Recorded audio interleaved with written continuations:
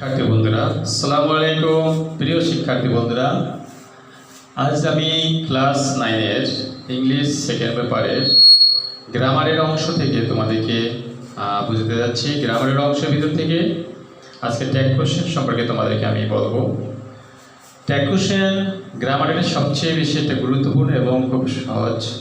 এই নিয়মটা এবং এর রুলস যদি তোমাদের জানা থাকে তাহলে কিন্তু তোমরা পূর্ণ নাম্বার পাওয়ার আশা রাখো।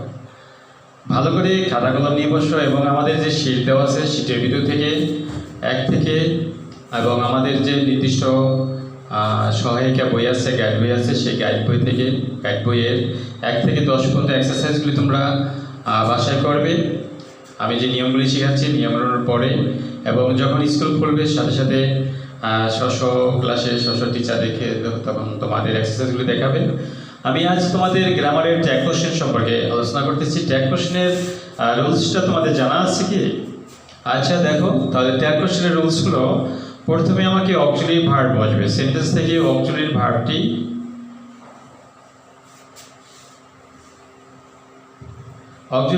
আমাদেরকে প্রথম বসাতে হবে। আচ্ছা, অক্সিলারি ভার্বগুলি কি কি তোমাদের কি জানা আছে?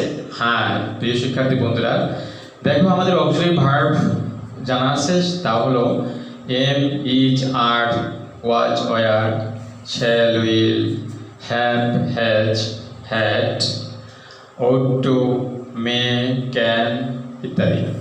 আচ্ছা, তাহলে আমাদের এই অক্সিলারি ভার্বগুলি যদি প্রশ্নের বাক্যে থাকে আমি ঠিক অক্সিলারি ভার্বগুলি প্রথম আমি লিখব। আচ্ছা, যদি আমি অক্সিলারি ভার্ব খুঁজে না পাই, শুধু মেইন ভার্ব থাকে, তাহলে কি অক্সিলারি ভার্ব লিখতে পারবে?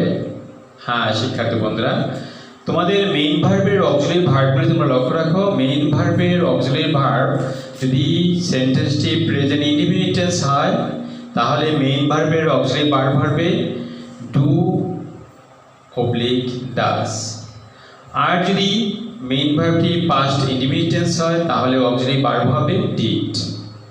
আচ্ছা, কথাটা আবার বলছি আমি, ভালো করে লক্ষ্য রাখো। যদি তোমরা অক্সিলারি ভার্ব বাক্যের সেন্টেন্সে খুঁজে না পাও তাহলে সেই সেন্টেন্সের ভিতর থেকে যদি মেইন ভার্ব থাকে, সেই মেইন ভার্বটা যদি তোমার প্রেজেন্ট ইনডিফিনিট টেন্সের হয় তাহলে আমাকে অক্সিলারি ভার্ব সাবজেক্ট ও পার্সন অনুযায়ী ডু বসাতে হবে অথবা ডাজ বসাতে হবে। আর যদি সেই মেইন ভার্বটা পাস্ট ইনডিফিনিট টেন্স হয় তাহলে আমাকে অক্সিলারি ভার্ব ডিড বসাতে হবে। ক্লিয়ার?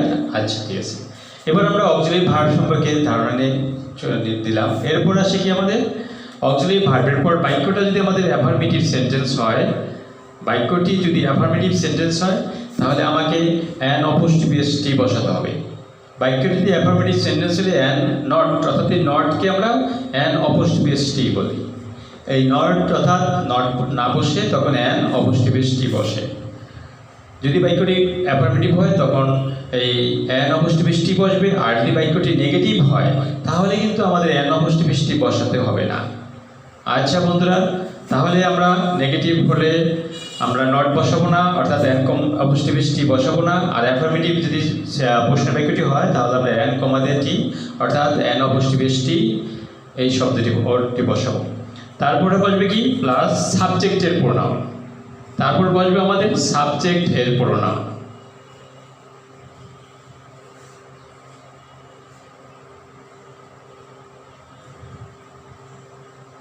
সাবজেক্টের প্রোনাউন। আচ্ছা, সাবজেক্টের প্রোনাউন বলতে আমরা কি বুঝছি? অর্থাৎ আমাদের কোশ্চেনের যে প্রশ্নটি সাবজেক্ট আকারে থাকবে অর্থাৎ প্রথম থেকে আরম্ভ হবে সেই সাবজেক্টের প্রোনাউনটি আমাকে বসাতে হবে। আচ্ছা দেখো, যদি সাবজেক্টের প্রোনাউনের ভিতরে যখন বসাতে হবে, সাবজেক্টের প্রোনাউনগুলি কি তোমরা চিনতে পারছো যে কোনগুলি বসাতে হবে, কোনগুলি লিখতে হবে? হ্যাঁ বন্ধুরা বলছি, সাবজেক্টের প্রোনাউন থাকবে সেগুলি যেগুলি যদি থাকে পিপল থাকে তখন সাবজেক্টের প্রোনাউন আমার কি আসবে? পিপল অর্থাৎ অনেক লোকজনকে বোঝানো হয়েছে তখন সাবজেক্টের প্রোনাউন আমার দে আসবে। যদি থাকে করি তখন সাবজেক্টের প্রোনাউন কি আসবে? তখন সাবজেক্টের প্রোনাউন যেহেতু করিম ব্যক্তি এবং সে পুরুষ যার জন্য সাবজেক্টের প্রোনাউন হবে হি। আর যদি সাবজেক্টের প্রোনাউনটি মহিলা অথবা বালিকা অথবা স্ত্রীলোক হয় তখন সেখানে সাবজেক্টের প্রোনাউন হবে সি। তাহলে দেখা গেছে যদি সাবজেক্টটি আমার সিঙ্গুলার নাম্বার হয় তাহলে অর্থাৎ থার্ড পারসন সিঙ্গুলার নাম্বার হয়, তাহলে আমার সাবজেক্ট আসবে হি অবলিক শি অবলিক ইট, অর্থাৎ পুরুষও নয় মহিলা নয়। যেমন ধরো তোমার গরু, ইতর প্রাণী বিশেষ, অথবা গাছ, ইতর প্রাণী বিশেষ, টেবিল, চেয়ার, এরকম কোনো কিছু থাকলে তখনই আমার সাবজেক্টটা চলে আসবে ইট। তাহলে আমরা বুঝতে পারলাম সাবজেক্টের প্রোনাউন সিঙ্গুলার হলে ই, হি, শি, ইট। আর যদি সাবজেক্টের প্রোনাউনটা প্লুরাল নাম্বার হয় তখন সেখানে আমাদেরকে থার্ড পারসন প্লুরাল নাম্বার হলে তখন সেখানে আমাকে দিয়ে বসাতে হবে। ইহা ছাড়া আই থাকলে আই বসবে, ইউ থাকলে ইউ ই বসবে, ওখানে দেয়ার থাকলে দেয়ার বসবে, ঠিক আছে, সাবজেক্টের প্রোনাউন। তবে সাবজেক্টের প্রোনাউন আমাকে এইভাবে বসিয়ে দিতে হবে। তবে যদি সাবজেক্টের প্রোনাউন আমার দ্যাম থাকে, ওয়ান অফ দ্যাম, তখন আমাকে সাবজেক্টের প্রোনাউন কি বসাতে হবে? প্রিয় বন্ধুরা ভালো করে লক্ষ্য রাখো, সাবজেক্টে যদি থাকে আমার ওয়ান অফ দ্যাম, তখন কি বসাতে হবে? তখন সেখানে ওয়ান অফ দ্যামের পরিবর্তে সাবজেক্টের প্রোনাউনটা হবে দে, উই থাকলে উই বসাতে হবে। আচ্ছা, তাহলে সাবজেক্টের প্রোনাউন সম্পর্কে আমাদের ধারণা দিলাম। এরপর কি আসে? প্লাস প্রশ্নবোধক চিহ্ন। এই প্রশ্নবোধক চিহ্নটি আমাকে ট্যাগ কোশ্চেনে দিতে হবে। যদি প্রশ্নবোধক চিহ্নটি আমি না দিই তাহলে ট্যাগ কোশ্চেনের ভিতরে আমার অসম্পূর্ণ হয়ে যাবে এবং আমার প্রশ্নটা কেটে দিবে, উত্তরটা কেটে দিবে। যাই হোক, তাহলে ক্লিয়ার বোঝানো হয়েছে তোমাদেরকে auxiliary verb plus N apostrophe T plus সাবজেক্টের প্রোনাউন প্লাস প্রশ্নবোধক চিহ্ন। আচ্ছা, বুঝতে কোনো অসুবিধা হয়েছে? এবারে আমাদের কথা হলো যে আমার এখানে সমস্যা হয়েছে যে কিছু কিছু সতর্ক, তা হলো কিছু কিছু ওয়ার্ডগুলি আছে যে ওয়ার্ডগুলি আমাদের ট্যাগ কোশ্চেনে নেগেটিভ, কিন্তু অন্যান্য বাক্যে আমাদের সেই সেন্টেন্সে সেগুলি হলো পজিটিভ ওয়ার্ড। এই ওয়ার্ডগুলি সম্পর্কে আমাকে জানতে হবে। যেমন ধরো সে ওয়ার্ডগুলি কি ট্যাগ কোশ্চেনে নেগেটিভ ওয়ার্ড, কিন্তু অন্যান্য বাক্যে হলো পজিটিভ ওয়ার্ড। ওয়ার্ডগুলি কি? যেমন kindly, KINDLY, kindly, hardly, HARDLY, hardly, scarcely, SCARCELY, scarcely, barely, BARELY, barely, rarely, RARELY, rarely, এরপর আসে seldom, SELDOM, seldom, refuse, REFUSE, refuse, forget, refuse, forget, a lot of, few, FEW, small, small, তারপর থাকে আমাদের little, টিনি, ইত্যাদি ইত্যাদি etcetera. তাহলে দেখা গেছে কি আমাদের যে এই সমস্ত ওয়ার্ডগুলি যদি আমার প্রশ্ন বাক্যে থাকে তাহলে আমাকে নট বসাতে হবে না, অর্থাৎ অ্যান অপোস্ট্রোফি বসাতে হবে না, তখন এইগুলি হবে আমাকে নেগেটিভ ওয়ার্ড। যেমন কাইন্ডলি থাকলে আমাকে বসাতে হবে না, hardly, scarcely, barely, rarely, seldom, refuse, forget, A lot of, few, small, little, tiny etcetera.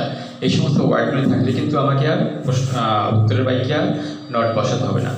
প্রিয় শিক্ষার্থী বন্ধুরা, তাহলে তোমরা ভালো করে বুঝতে পারছো তো ট্যাগ কোশ্চেন কীভাবে করতে হবে? তার রুলস দেওয়া আছে। Auxiliary verb plus N apostrophe T plus subject pronoun plus প্রশ্নবোধক চিহ্ন। আর দেওয়া আছে কি নেগেটিভ ওয়ার্ডগুলি, যা ট্যাগ কোশ্চেনের নেগেটিভ ওয়ার্ড কিন্তু অন্যান্য বাক্যের পজিটিভ ওয়ার্ড।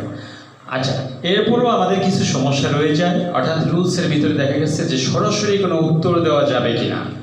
হ্যাঁ প্রিয় বন্ধুরা, যদি আমার প্রশ্ন বাক্যটি আই এম দ্বারা পজিটিভ বাক্য হয় তাহলে সরাসরি উত্তর হবে আরএন্ট আই, AREN অপোস্ট্রোফি টি, আরএন্ট আই প্রশ্নবোধক চিহ্ন। আর যদি প্রশ্নের বাক্যটি আমাকে মূল ভার্ব দ্বারা আরম্ভ হয়, মূল ভার্ব দ্বারা যদি প্রশ্নের বাক্যটি আরম্ভ হয় তাহলে মূল ভার্ব দ্বারা প্রশ্নের বাক্যটি যদি আবার পজিটিভ হয় অর্থাৎ স্বাভাবিক হয় তাহলে আমাকে উত্তরে আসবে কি won't you, WON apostrophe T, won't you প্রশ্নবোধক চিহ্ন। আর যদি প্রশ্নের বাক্যটি নেগেটিভে হয় অর্থাৎ মূল ভার্ব দ্বারা প্রশ্নের বাক্যটি নেগেটিভে হয় তাহলে আমাকে উত্তরটি আসবে সরাসরি উইল ইউ প্রশ্নবোধক চিহ্ন। ক্লিয়ার? বুঝতে পারছো তো?